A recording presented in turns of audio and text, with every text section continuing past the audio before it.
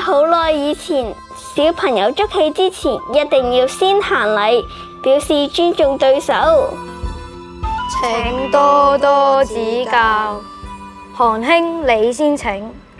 多謝主兄。除咗禮儀，圍棋嘅佈局仲教識我哋搶先機，更加能夠訓練專注力同埋堅毅嘅品格。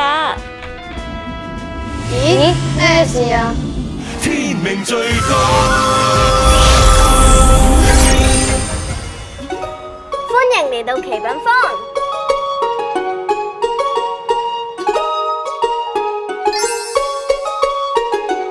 哇！原來學校可以用機械人去練習圍棋同埋象棋㗎，好方便啊！不過無論時代點變，棋手嘅禮貌同品格都唔可以少㗎。同學，你排咗隊未啊？未嘅話就快啲去隊尾啦！本校2月28日將舉行第13屆青少年德育勵進杯全港校際圍棋錦標賽其中國象棋比賽。